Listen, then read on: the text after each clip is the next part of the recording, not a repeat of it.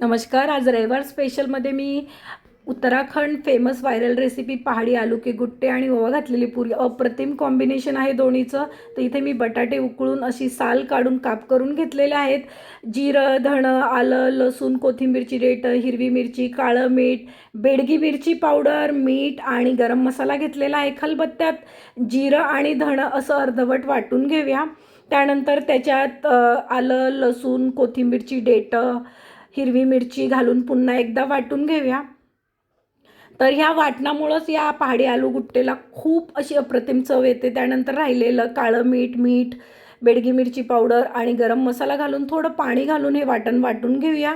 तुमच्याकडे जर खलबत्ता नसेल तर तुम्ही मिक्सरमध्येही मिक्सरच्या भांड्यातही असं ओबडधोबड वाटण वाटून घेऊ शकता.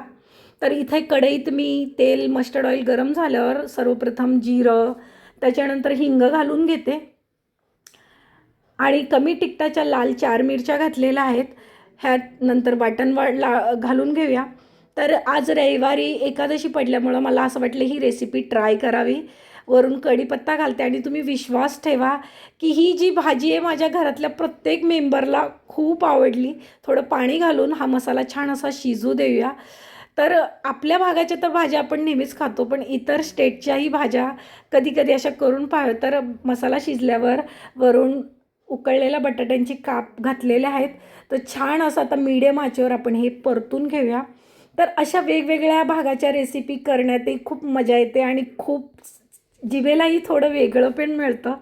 तर ह्या पद्धतीची ही भाजी आणि ओवा घातलेली पुरीचं कॉम्बिनेशन अप्रतिम होतं आजचं.